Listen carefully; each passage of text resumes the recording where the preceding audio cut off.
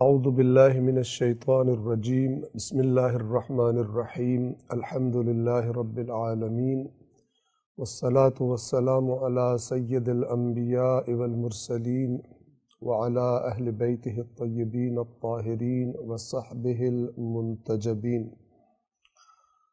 ومن وصیت لہ علیہ السلام للحسن والحسین علیہم السلام لما ضربه ابن ملجم لعنه الله اوصيكما بتقوى الله وألا تبغي الدنيا وإن بغتكما ولا تأسفا على شيء منها زوي عنكما فقولا بالحق واعملا للأجر وكونا للظالم خصما وللمظلوم عونا۔ امیر المؤمنین علی ابن ابی طالب علیہ السلام کی شب شہادت کو آپ تمام محبان اہل بیت، محبان امیر المؤمنین کی خدمت میں تسلیت عرض کرتے ہیں۔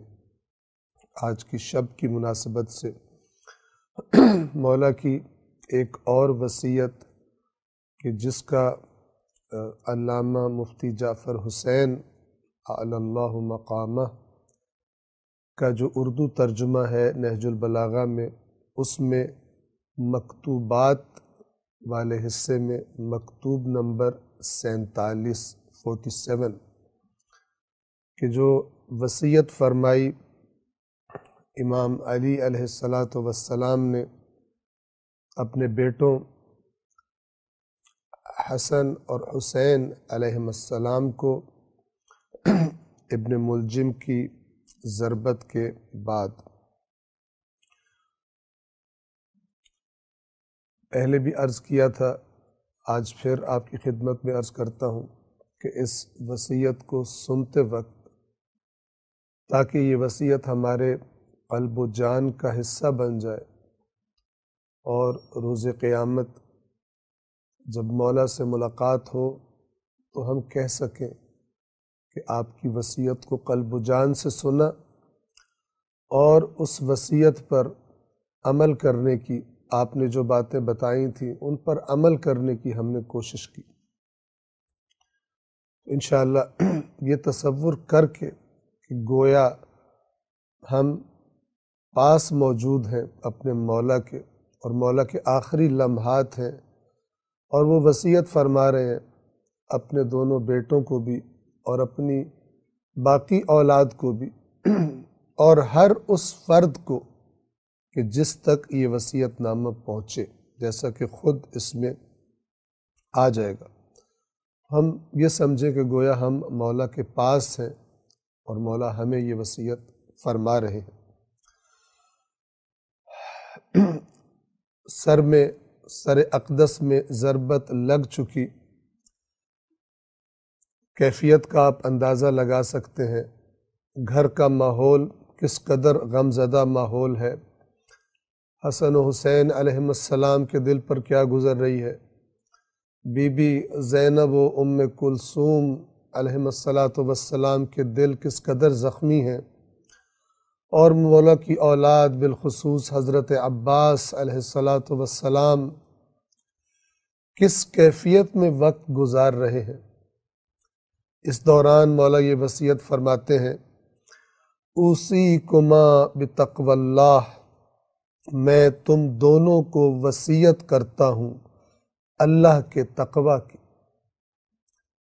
اللہ کا تقوی یعنی ہر اس بات سے اور کام سے اپنا دامن بچا کے رکھنا جس کام یا جس بات سے خدا ناراض ہوتا ہے۔ اے میرا بیٹا حسن، اے میرا بیٹا حسین، میں تم دونوں کو اللہ کے تقوی کی وصیت کرتا ہوں۔ وَأَلَّا تَبْغِيَ الدُّنْيَا وَإِن بَغَتْكُمَا، اور تم دونوں دنیا کی خواہش مت کرنا اگرچہ دنیا تمہاری خواہش کر لے، یعنی تم اس دنیا کے پیچھے نہ جانا، اگرچہ یہ دنیا تمہارے پیچھے آئے، اس کا دھوکہ نہ کھانا۔ کون سا باپ اپنے بچوں کو نصیحت فرما رہا ہے، وصیت فرما رہا ہے کہ جس کے فرامین میں ہمیں ملتا ہے کہ اے دنیا جا کسی اور کو دھوکہ دینا، علی کے سوا کسی اور کو دھوکہ دے، غری غیری، میرے علاوہ کسی اور کو جا کر دھوکہ دینا، علی تجھے 3 طلاقیں دے چکا ہے کہ جس کے بعد اب ملاقات کا امکان بھی نہیں ہے، اب رجوع بھی نہیں ہو سکتا۔ وہ باپ اپنے بچوں کو وصیت فرما رہا ہے کہ دنیا کے پیچھے اے میرے بچوں نہ جانا، اگرچہ دنیا تمہارے پیچھے آئے۔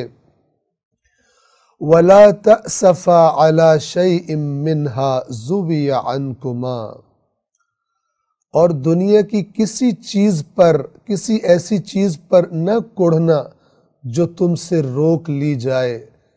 اگر دنیا کی کوئی چیز تمہیں نہ مل سکے، تم اس سے محروم رہ جاؤ، تو اس پر کڑھنا مت، اس پر اپنا دل تنگ مت کرنا، اس پر افسوس نہ کرنا۔ وَقُولَا بِالْحَقِّ، اور تم دونوں اے میرے بیٹو ہمیشہ وہ بات کرنا جو حق بات ہو۔ وَعْمَلَا لِلْأَجْرِ، اور جو عمل بھی کرنا اللہ کے پاس جو اجر ہے اس کی نیت سے، اسے حاصل کرنے کے لیے کرنا۔ کیا معنی ہے اس کا؟ کہ اپنے بیٹوں سے فرما رہے ہیں کہ تمہارا ہر کام اللہ کی خاطر ہو، دنیا سے اپنے کاموں کا کوئی صلہ نہ مانگنا۔ کسی کے ساتھ نیکی کرو، کسی کے ساتھ احسان کرو، کوئی بھی کام کرو، اس کام کے کرنے سے اگر کسی چیز کی توقع رکھنا تو اللہ سے رکھنا۔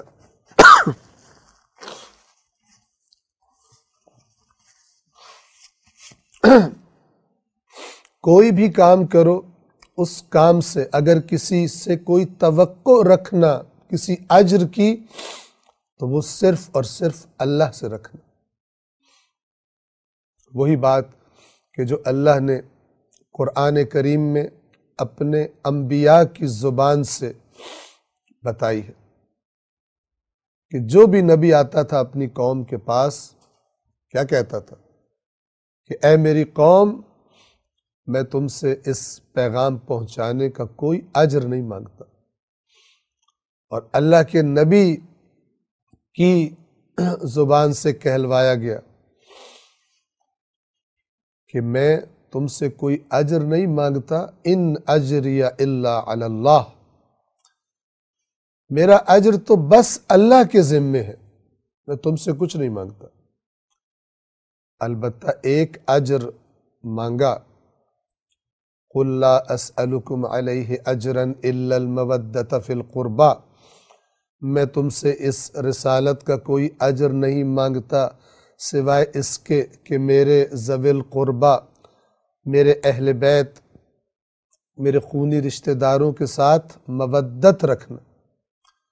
اور دوسری جگہ پر قرآن میں یہ فرما دیا کہ اے رسول کہہ دیجئے قُلْ مَا سَأَلْتُكُم مِّنْ أَجْرٍ فَهُوَ لَكُمْ، کہ میں نے جو تم سے اجر کا سوال کیا ہے تو وہ تمہارے ہی لیے، تمہیں ہی فائدہ ہوگا اس کا۔ اگر میرے رشتہ داروں کو، میرے اہل بیت کو عزیز رکھو گے، ان کی محبت تمہارے دلوں میں ہوگی تو اس کا فائدہ تمہیں ہی ہوگا۔ ان اجری الا علی اللہ، ورنہ میرا اجر تو اور کسی کے ذمے نہیں، صرف اللہ کے ذمے ہے۔ یہ تو میں تمہارے فائدے ہی کے لیے تم سے جو مانگا ہے سو مانگا ہے۔ وَقُولَا بِالْحَقِّ، جو کہنا حق کے لیے کہنا، حق کہنا، اور وَعْمَلَا لِلْأَجْرِ، اور جو عمل کرنا صرف اللہ کے اجر کی خاطر کرنا، کسی اور سے، کسی انسان سے کوئی اجر کی توقع اور امید نہ رکھنا۔ اور کیسے رکھے؟ جب قرآن کریم نے یہ بتا دیا، وہ آیات کہ جو ان ہستیوں کی شان میں نازل ہونے کے بارے میں روایات ہیں، سورۃ الانسان میں یا سورۃ الدہر بھی جسے کہا جاتا ہے، کیا فرمایا؟ وَيُطْعِمُونَ الطَّعَامَ عَلَى حُبِّهِ مِسْكِينًا وَيَتِيمًا وَأَسِيرًا، اور یہ اللہ کی محبت میں کھانا کھلاتے ہیں، طعام کھلاتے ہیں مسکین کو اور یتیم کو اور اسیر کو، اور پھر کھلا کر کوئی توقع رکھتے ہیں جس کو کھلایا اس سے نہیں۔ انما نطعمکم لوجہ اللہ، ہم تو تمہیں صرف اللہ کی رضا کے لیے کھلا رہے ہیں، لا نرید منکم جزاء ولا شکورا، نہ ہم تم سے کوئی جزا چاہتے ہیں، نہ حتیٰ یہ چاہتے ہیں کہ تم ہمارا کوئی شکریہ ہی ادا کرو، ہمیں تم سے کوئی توقع نہیں۔ یہی آیات قرآن میں بیان شدہ باتوں کو مولا، کہ جو اہم ترین باتیں ہیں مولا کی نگاہ میں، اپنے بیٹوں کو اور جن تک یہ پیغام پہنچے، یہ مکتوب، یہ وصیت پہنچے، سب کو ان باتوں کی وصیت فرما رہے ہیں۔ پھر فرماتے ہیں وَكُونَا لِلظَّالِمِ خَصْمًا وَلِلْمَظْلُومِ عَوْنًا، اور اے میرے بیٹو، ظالم کے لیے مخالف بن کر رہنا، کبھی ظالم کی طرف نہ ہو جانا۔ کونا للظالم خصمًا، ظالم کے مد مقابل، ظالم کے مخالف، ہمیشہ ظالم کے دشمن بن کے رہنا۔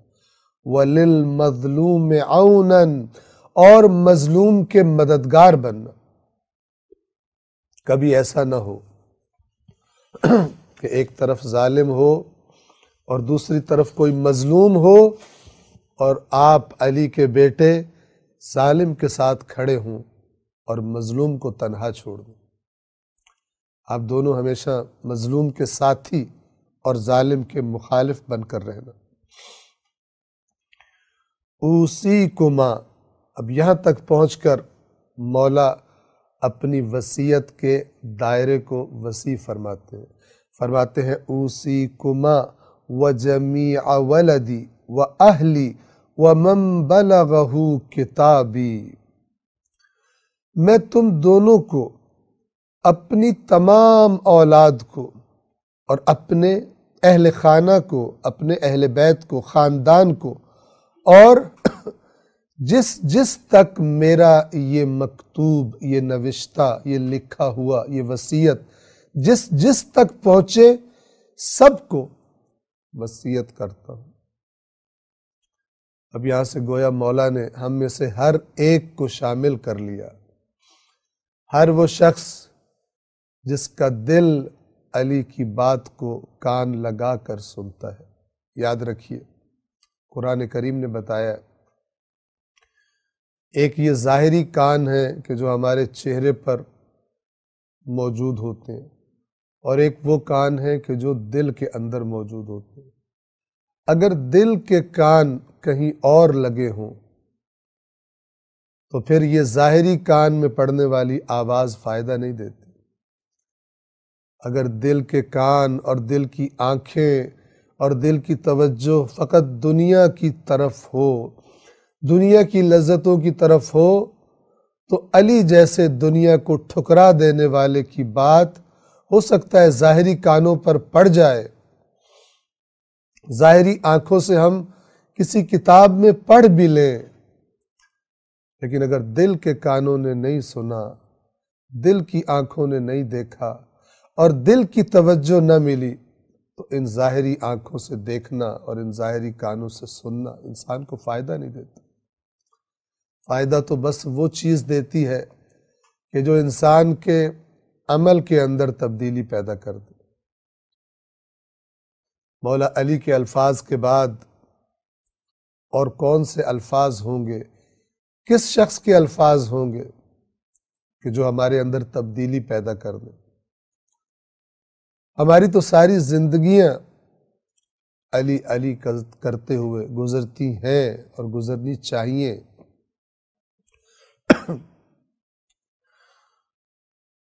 بس توجہ فرمائیے، مولا فرماتے ہیں میں تم دونوں کو اور اپنی تمام اولاد کو اور اپنے کنبے کو، اپنے خاندان کو اور جن جن تک میرا یہ نوشتہ پہنچے سب کو وصیت کرتا ہوں بتقوی اللہ و نظم امرکم، اپنے معاملات میں نظم پیدا کرو۔ اللہ کے تقوی، بتقوی اللہ، اللہ کا تقوی اپنے اندر پیدا کرو، اور اپنے معاملات میں، اپنے کاموں میں، اپنے امور میں نظم پیدا کرو، منظم ہو جاؤ، ڈسپلن پیدا کرو اپنے اندر، بے ہنگم زندگیاں نہ گزارنا، نہ پتہ ہو صبح کب ہوتی ہے، نہ پتہ ہو رات کب ہوتی ہے، نہ پتہ ہو اپنی ذمہ داریاں کس وقت ادا کرنی ہے، کچھ پتہ نہ ہو۔ جس طرح نفس جس طرف لے چلے، جس دن لے چلے، جس وقت لے چلے، نفس کے پیچھے چلنا شروع کر دیا، ایسا نہ کرنا۔ محترم مومنین اور مومنات، یہ دو باتیں، ایک اللہ کا تقوی اور ایک امور میں نظم، اگرچہ میں آپ کی خدمت میں عرض کروں یہ جس چیز کا نام تقوی اللہ ہے، اللہ کا تقوی ہے، یہ تمام خوبیوں کی چابی ہے، اور انسان کے امور میں نظم اور ضبط آ جانا یہ بھی تقوی کے ثمرات میں سے ایک ثمر ہے، ایک نتیجہ ہے۔ چونکہ تقوی اللہ کی ناراضگی سے ڈرنا، تقوی یعنی احتیاط، تو انسان اپنی زندگی کی قیمتی ترین چیز یعنی اس کا وقت، کہ جب معلوم ہے کہ دنیا میں وقت محدود ہے، ہمیشہ دنیا میں نہیں رہنا، اور جب ساتھ اس بات کا بھی اضافہ کر لیا جائے کہ نہیں معلوم کب تک رہنا ہے، تو پھر اس وقت کی قیمت اور زیادہ بڑھ جاتی۔ جب معلوم ہی نہ ہو کہ امتحان میں عمل کرنے کا وقت کتنا باقی رہتا ہے میرے پاس، تو جس کو وقت کی قیمت کا اندازہ ہو جائے گا، خود بخود اپنے امور کو منظم کرنا ایک نتیجے کے طور پر سامنے آئے گا۔ بس اللہ کے تقوی کے ثمرات میں سے ایک ثمرہ، ایک نتیجہ امور کا منظم کرنا ہے، لیکن شاید اس بات کی اہمیت اتنی زیادہ تھی کہ مولا نے تقوی کے بعد الگ سے اس کا ذکر فرمایا۔ یہ بالکل ایسا ہی ہے جیسے اگر قرآن یہ کہہ دیتا کہ ان الذین آمنوا، تو کافی تھا کہ بے شک وہ لوگ جو ایمان لائے ہیں۔ اگر اللہ قرآن کریم میں اس ایمان کے ساتھ وَعَمِلُوا الصَّالِحَاتِ، اور جنہوں نے نیک صالح اعمال انجام دیے، اگر اللہ نہ بھی فرماتا تو خود ایمان کے مفہوم میں عمل شامل ہے، کیونکہ انسان کو اگر اس بات پر ایمان ہو کہ میں مثلا فلان کام میں سب سے آگے نکل سکتا ہوں، تو یہ ایمان، اور وہ مقام بھی بڑا اچھا ہو، تو یہ ایمان خود بخود انسان سے کہتا ہے اب اس کے لیے محنت کر۔ جس بچے کا، جس طالب علم کا ارادہ ہو کہ میں سب سے زیادہ نمبر لوں امتحان میں، سب سے زیادہ محنت کرتا ہے۔ کبھی بھی آپ نے نہیں دیکھا ہوگا کہ جو زبان سے کہہ رہا ہو کہ میں تو سب سے زیادہ نمبر لوں گا، لیکن کتابوں کو نہ کھولتا ہو، محنت نہ کرتا ہو، اسے لوگ بے وقوف یا جھوٹا کہیں گے، اسے لوگ سچا نہیں سمجھیں گے۔ یہ جو ایمان ہوتا ہے یہ عمل کے ساتھ ہوتا ہے۔ تو اگر اللہ ایمان کے ساتھ عمل کا ذکر نہ بھی فرماتا تو معلوم تھا ایمان کے معنی کے اندر عمل شامل تھا، ایمان عمل سے جدا نہیں ہو سکتا، لیکن کیونکہ عمل اہم اتنا زیادہ تھا کہ خدا نے گویا کہ چاہا کہ کہیں کوئی غفلت میں نہ رہ جائے اور ایمان کو صرف دل کا ایمان نہ سمجھ لے، اس اہمیت کے سبب ایمان کے ذکر کے ساتھ عمل صالح کا ذکر بھی اللہ نے قرآن میں جا بجا فرمایا۔ اسی طرح ہم نے عرض کیا کہ اپنے امور کے اندر نظم پیدا کرنا، اپنے وقت کو، اپنی زندگی کو ضائع ہونے سے بچانا، یہ خود تقوی کے نتائج میں سے ایک نتیجہ ہے، لیکن اس کی اہمیت شاید اتنی زیادہ تھی کہ مولا نے الگ سے ذکر فرمایا، بِتَقْوَى اللَّهِ وَنَظْمِ أَمْرِكُمْ، کہ اللہ سے ڈرتے رہنا۔ اللہ تقوی کا عام طور پر ترجمہ اللہ سے ڈر کا کیا جاتا ہے، لیکن ہم عرض کرتے رہتے ہیں کہ تقوی یعنی خود کو بچانا، احتیاط کرنا اللہ کی ہر ناراضگی سے، کہ اللہ سے ڈرتے رہنا اور اپنے معاملات میں نظم پیدا کرنا، اپنے معاملات کو درست رکھنا۔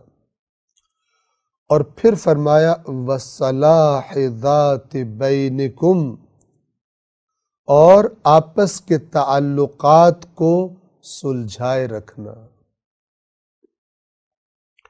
آپس کے تعلقات کو سلجھائے رکھنا یعنی کیا؟ یعنی رشتہ داروں کے ساتھ، اپنے مومن بھائیوں کے ساتھ جھگڑے اور لڑائیاں اور دوریاں اور تعلقات کو ختم کر دینا، اس سے بچ کے رہنا۔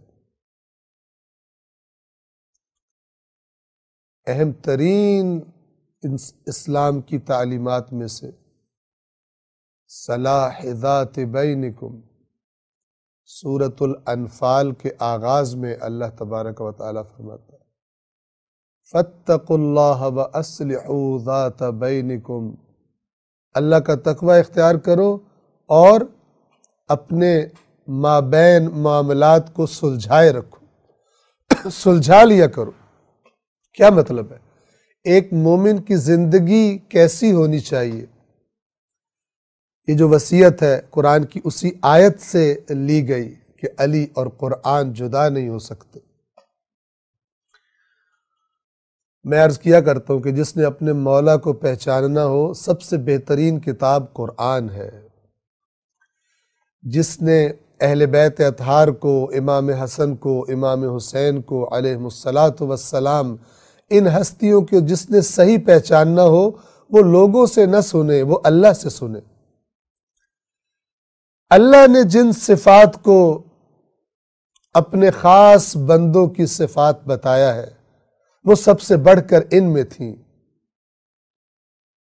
جس کو اہل بیت کی معرفت چاہیے وہ قرآن کریم کو پڑھے، دوسری تمام چیزوں سے پہلے، دوسری تمام کتابوں سے پہلے، اور تمام علماء و خطباء و ذاکرین و شعراء کو سننے سے پہلے اگر آپ چاہتے ہیں کہ آپ کو حقاً پتہ چل جائے کہ علی کیسے ہوں گے، علی کیا چاہتے تھے، علی کو کن چیزوں سے نفرت تھی، علی کو کن چیزوں سے محبت تھی، تو قرآن سے بڑھ کر، علی کے خالق سے بڑھ کر آپ کو وہ صفات کوئی نہیں بتا سکتا۔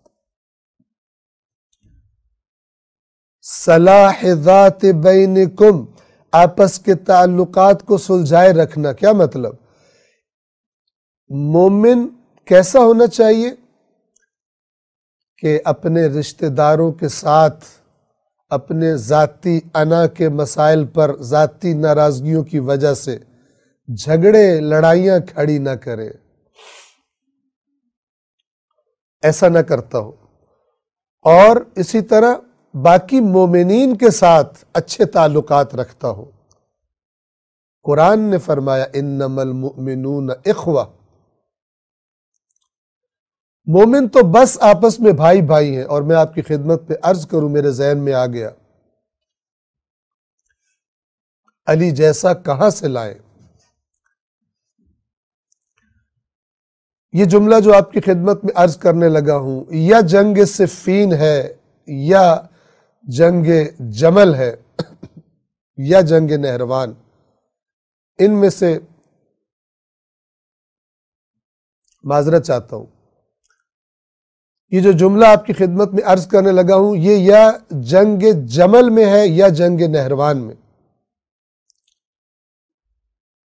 کہ جب مولا سے سوال کیا گیا کہ مولا مال غنیمت، ہم جنگ جیت چکے ہیں، مال غنیمت ہمیں دیا جائے، مولا نے فرمایا، سب سے پہلے یہ جملہ ارشاد فرمایا کہ یہ بتاؤ کہ ام المؤمنین عائشہ کو کون اپنی کنیز بنائے گا، کون مال غنیمت میں لے کر جائے گا؟ سب کے سر جھک گئے۔ پھر مولا نے یہ جملہ ارشاد فرمایا جو روایات میں آیا ہے، اخواننا بغوا علینا۔ کوئی تصور کر سکتا ہے کتنی تکلیف ملی ہے، اذیت ملی ہے علی کے دل کو ان لوگوں سے، لیکن علی فرما رہے یہ ہمارے بھائی ہیں جنہوں نے ہم پر بغاوت کر دی تھی۔ نہ کوئی غلام، نہ کوئی کنیز، نہ کوئی مال غنیمت، جیسے اس سے پہلے ہمارے بھائی تھے اس کے بعد بھی ہمارے بھائی ہیں۔ انما المؤمنون اخوہ، قرآن کریم کی آیات اور تعلیمات کا پاسدار۔ کتنے زخم لگے ہیں دل پر، کتنے زخم لگے ہیں بدن پر، علی ادھر نہیں دیکھتے، علی دیکھتے ہیں خدا کے دین کو سربلند کیسے رکھنا ہے، تعلیمات اسلام کو تمام چیزوں سے آگے رکھنا ہے، نہ کہ ذاتی انا اور ذاتی تکلیف کو۔ یہ علی ہے۔ میں نے عرض کیا کہ قرآن سے پہچانے علی کی صفات کیا صفات ہیں۔ یہاں بھی اسی طرف وَالصَّلَاحِ ذَاتِ بَيْنِكُمْ، رشتہ داروں سے بھی اور مومنین سے بھی، چونکہ مومنوں کو اللہ نے ایک دوسرے کا بھائی بنا دیا قرآن میں، تو اب مولا فرما رہے ہیں کہ آپس کے معاملات کو سلجھائے رکھنا۔ کیا مطلب؟ خود تو سوچنا بھی مت کہ تم نے لڑائی کا اور جھگڑے کا آغاز کرنا ہے اپنے اطراف کے لوگوں کے ساتھ، مومنین کے ساتھ، رشتہ داروں کے ساتھ، خود تو سوچنا بھی نہ۔ ہاں اگر دیکھو کہ کبھی دو مومن آپس میں لڑ پڑے ہیں، یہ بھی قرآن کی آیت ہے، وَإِن طَائِفَتَانِ مِنَ الْمُؤْمِنِينَ اقْتَتَلُوا فَأَصْلِحُوا بَيْنَهُمَا، اور اگر مومنین کی دو جماعتیں آپس میں لڑ پڑیں تو ان کے درمیان اصلاح کرا دینا۔ تو خود تو لڑائی شروع نہیں کرتا مومن، جھگڑا شروع نہیں کرتا، چونکہ اس کی انا مر چکی، اللہ کی رضا اس کے سامنے ہے۔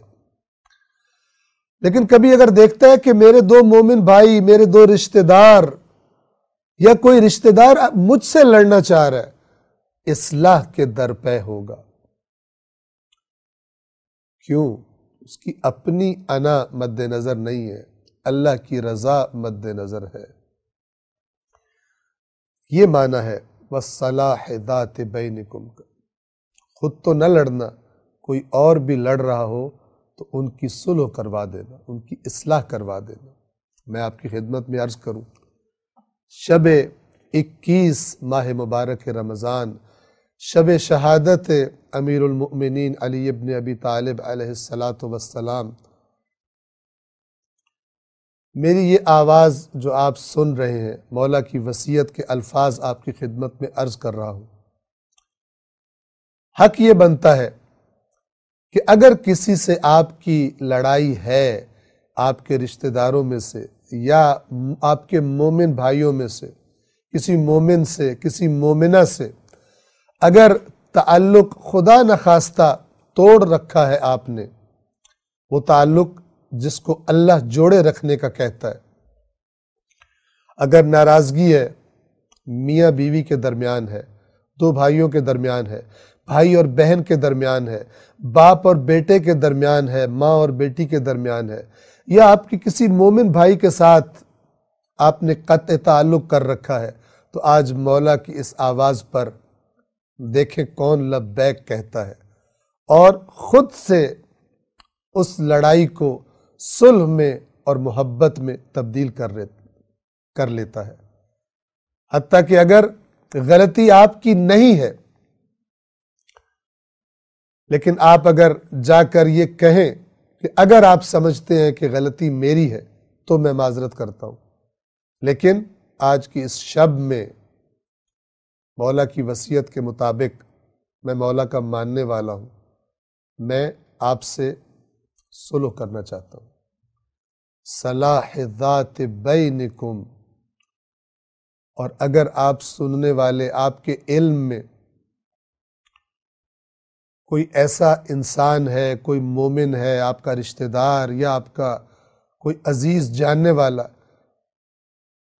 کہ جس کی لڑائی ہے کسی کے ساتھ، تو میں آپ سے درخواست کروں گا کہ اگر ہو سکے تو آپ خود یہی بات اس تک پہنچائیے، ہمت کیجئے، اور اگر آپ نہیں پہنچا سکتے تو ہمارے اس درس کو ان تک پہنچائیے اور ان سے کہیے کہ ایک دفعہ اس کو ضرور سنیں اور سمجھیں کہ آج کی شب مولا ہمیں کیا وصیت فرما رہے ہیں۔ نہ فقط آج کی شب، ہمیشہ کے لیے اللہ ہمیں وہ دل عطا فرمائے کہ جو دل علی کے کلمات سے منقلب ہو جائے، ان میں تبدیلی آ جائے، اپنی سابقہ عادات کو ختم کر کے جو عادات اور جو صفات علی جن کی وصیت فرما رہے ہیں وہ ہم اپنے اندر پیدا کر سکیں۔ فَإِنِّي سَمِعْتُ جَدَّكُمَا صلی اللہ علیہ وآلہ یقول صلاح ذات البین افضل من عامت الصلاة والصیام۔ پھر یہ فرمایا کہ جانتے ہو یہ آپس کے معاملات کو سلجھا لینا یہ کتنا اہم ہے۔ فرمایا کیونکہ میں نے تمہارے نانا رسول اللہ صلی اللہ علیہ وآلہ کو فرماتے سنا ہے کہ آپس کی کشیدگیوں کو مٹا لینا عام نماز اور روزوں سے افضل ہے۔ ہم روز جو نمازیں پڑھتے ہیں شاید آپ کو عجیب لگے گا، شاید لگے گا کہ یہ آپس کے معاملات، یہ تو ہمارے آپس کے معاملات ہیں، نماز تو اللہ کے ساتھ معاملہ ہے۔ نہیں ایسا، مومن کا ہر معاملہ اللہ کا معاملہ ہوتا ہے، مومن کے ہر معاملے میں اللہ شامل ہوتا ہے۔ مومن کا کوئی معاملہ ایسا نہیں ہوتا کہ جس میں وہ یہ سمجھے کہ اس میں اللہ کا کوئی معاملہ نہیں ہے۔ اللہ چاہتا ہے مومن جڑے رہیں، اللہ چاہتا ہے مومن ٹکڑوں میں نہ بٹے، اللہ چاہتا ہے، اللہ نے فرمایا ہے مومن مرد اور مومن عورتیں ایک دوسرے کے اولیاء ہیں، ایک دوسرے کے ولی ہیں، ایک دوسرے کے قریبی ترین خیر خواہ ہیں۔ یہ نظام تجویز کیا ہے اللہ نے قرآن میں مومنوں کے درمیان۔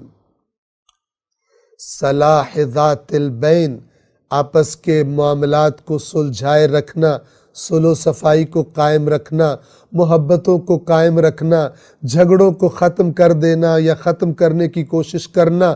مولا فرما رہے میں نے اے حسن، اے حسین علیہم السلام، اے میرے بیٹو، اے اس وصیت کو سننے والو، میں نے رسول اللہ سے سنا ہے کہ اگر تم آپس کے معاملات کی اصلاح کرو تو اس کا مقام اللہ کے پاس عام نمازوں اور روزوں سے زیادہ ہے۔ کتنے شوق سے اس ماہ میں ہم نمازیں پڑھ رہے ہیں کہ اللہ ہمیں بخش دے، کتنے جذبے سے ہم روزے رکھ رہے ہیں کہ اللہ تعالیٰ ہمارے روزوں کی وجہ سے ہمیں بخش دے، بھوک برداشت کر رہے ہیں، پیاس برداشت کر رہے ہیں۔ یاد رکھیے بھوک برداشت کرنا آسان ہے، پیاس برداشت کرنا آسان ہے، اپنی انا کو، غلط انا اور تکبر کو کچل دینا بہت مشکل ہے۔ انسان یہ نہیں کر پاتا، روزہ رکھ لیتا ہے، نماز پڑھ لیتا ہے، حج کر لیتا ہے، زیارات کر لیتا ہے، لیکن جب معاملہ اپنی انا کا آ جائے، اپنی انا کو نہیں توڑتا، اپنی انا کو نہیں توڑتا، اپنی انا کو نہیں توڑتا۔ کیا ہمارے مولا کے الفاظ ہماری انا کو توڑ سکتے ہیں؟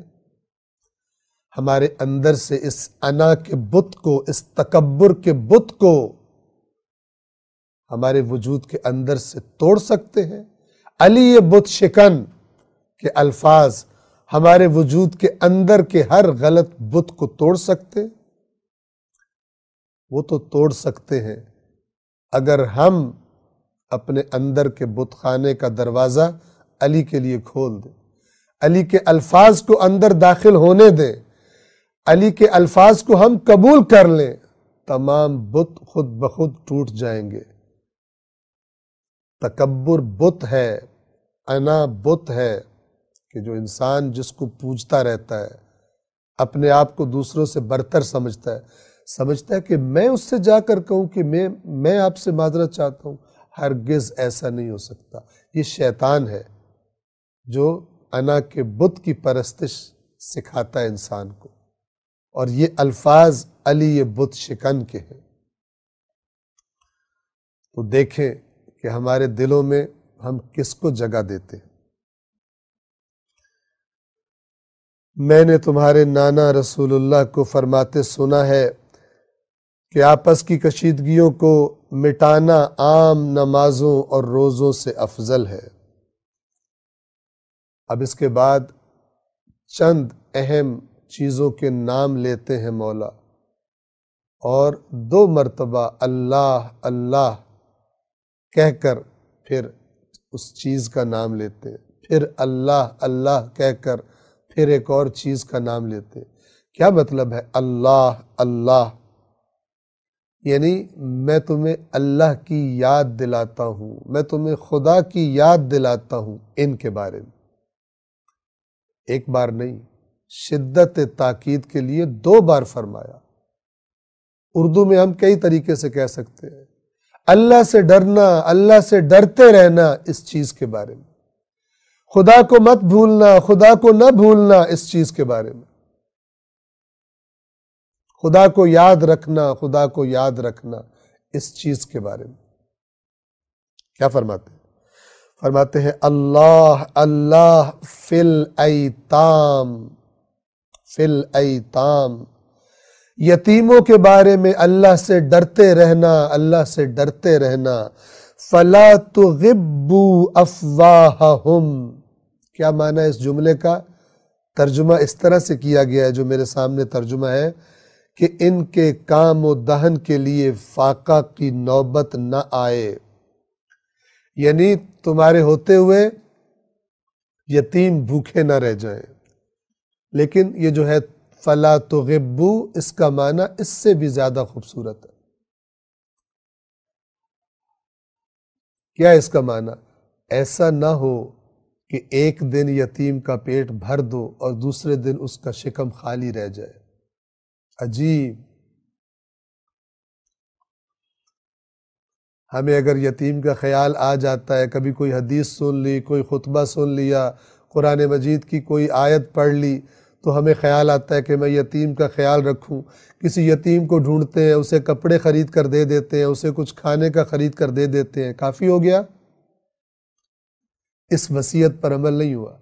فَلَا تُغِبُّوا أَفْوَاهَهُمْ، ایسا نہ کرنا کہ ایک دن تو ان کے کام و دہن میں، ان کے منہ میں کوئی غذا رکھ دو اور دوسرے دن تمہیں پتہ بھی نہ ہو وہ بھوکا رہ جائے۔ یعنی ایسا انتظام کرنا جیسے وہ یتیم بھی تمہارا ہی بیٹا ہے۔ اپنے بچوں کے ساتھ ایسا کرتے ہو؟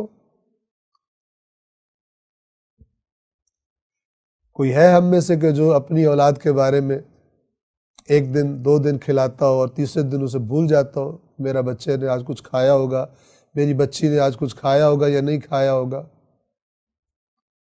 مولا فرما رہے ہیں یتیموں کے ساتھ ایسا نہ کرنا کہ کبھی ان کا پیٹ بھر دو اور کبھی ان کا پیٹ خالی رہ جائے، تمہارے ہوتے ہوئے معاشرے میں یتیموں کے ساتھ ایسا نہ کرنا۔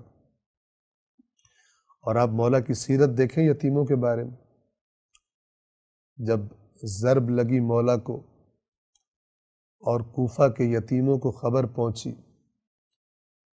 تو جو تاریخ میں ملتا ہے، روایات میں جو نقل کیا گیا، اپنے ہاتھوں میں چھوٹے چھوٹے برتن لے کر، کوئی دودھ لے کر آیا ہے، کوئی کچھ لے کر آیا ہے، اس علی کو پلانے کے لیے کہ جو آج تک ان کو کھلاتا اور پلاتا رہا۔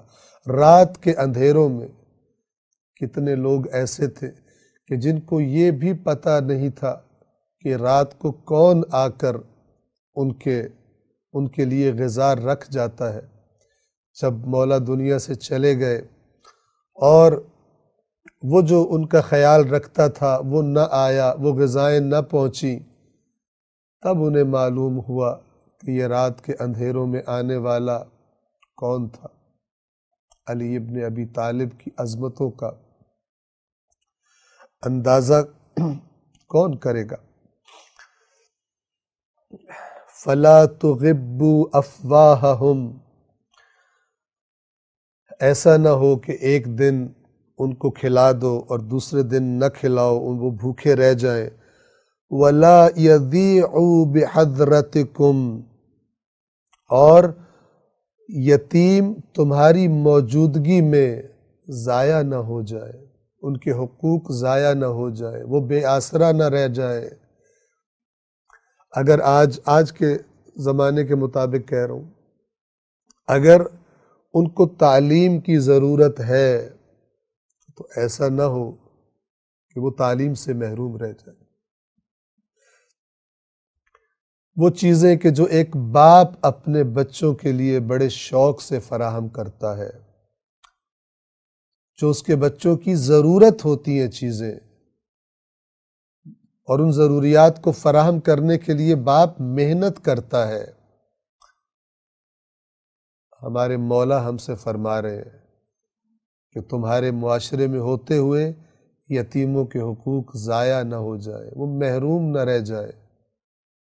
اگر ان کے حقیقی باپ کا سایہ سر سے اٹھ گیا ہے تو علی کے ماننے والوں کو علی فرما رہے ہیں تمہیں ان کا باپ بننا ہے، تمہیں ان کا خیال رکھنا ہے، تمہیں ان سے محبت کرنی ہے۔ پھر فرمایا واللہ، اللہ فی جیرانکم، اللہ کی یاد دلاتا ہوں تمہیں، اللہ کی یاد دلاتا ہوں تمہیں اپنے ہمسایوں کے بارے میں اللہ سے ڈرتے رہنا۔ کیوں؟ اس لیے کہ فَإِنَّهُمْ وَصِيَّةُ نَبِيِّكُمْ مَا زَالَ يُوصِي بِهِمْ حَتَّى ظَنَنَّا أَنَّهُ سَيُوَرِّثُهُمْ۔ اپنے ہمسایوں کے بارے میں اللہ سے ڈرتے رہنا، کیونکہ ان کے بارے میں تمہارے نبی نے بار بار ہدایت کی ہے، اور آپ اس حد تک ان کے لیے، ہمسایوں کے لیے سفارش فرماتے تھے کہ ہم لوگوں کو یہ گمان ہونے لگتا تھا کہ شاید آپ انہیں ہماری وراثتوں میں شامل کر دیں گے، ہماری وراثت میں ان کا حصہ قرار دے دیں گے۔ ہمسایوں کا خیال رکھنا۔ اس وصیت کو خدا نے توفیق دی تو ہم جاری رکھیں گے، لیکن ایک جملہ آپ کی خدمت میں عرض کرنا چاہوں گا۔ کتنا خیال رکھا علی نے اپنے ہمسایوں کا، کتنا خیال رکھا علی نے یتیموں کا، کتنا خیال رکھا امیر المؤمنین نے مساکین کا، لیکن امت نے کیا بدلہ دیا علی کو؟ آج کی شب شہادت امیر المؤمنین علیہ السلام ہے۔ ایک دفعہ اپنی چشم تصور سے علی کے گھر کے ماحول کو دیکھنے کی کوشش کریں۔ کہیں حسن رو رہے ہیں، کہیں حسین رو رہے ہیں، کہیں عباس رو رہے ہیں۔ بس ایک بات آپ کی خدمت میں عرض کرنا چاہوں گا، روایات میں ملتا ہے کہ جو بھی علی کے پاس آتا علی اسے تسلی دیتے، کبھی امام حسن کو تسلی دیتے، کبھی امام حسین کو تسلی دیتے، اور کیا کہہ کر تسلی دیتے کہ بیٹا حسن، بیٹا حسین، اس قدر گریہ نہ کرو، آج کے بعد تمہارا بابا علی کوئی غم نہیں دیکھے گا، آج کے بعد تمہارے بابا علی کو کوئی تکلیف نہیں پہنچے گی، اور بیٹا میں دیکھ رہا ہوں میرے استقبال کے لیے کون سی ہستیاں آئی ہیں۔ تمہارے نانا رسول اللہ آئے ہیں علی کو لے جانے کے لیے، تمہاری ماں فاطمۃ الزہرا آئی ہیں اپنے شوہر کے استقبال کے لیے۔ آج کے بعد میرے بچوں علی کو غم نہ ہوگا۔ علی سب کو تسلیاں دیتے ہیں، لیکن اچانک بی بی زینب جب کمرے میں داخل ہوتی ہے، بی بی زینب کے چہرے پر نگاہ پڑتی ہے، اپنی اس بیٹی کی آنکھوں میں آنسو دیکھ کر علی کا صبر جواب دے جاتا ہے، اور علی بھی زور زور سے گریہ فرمانے لگتے ہیں۔ الا لعنت اللہ علی القوم الظالمین وسيعلم الذين ظلموا أي منقلب ينقلبون۔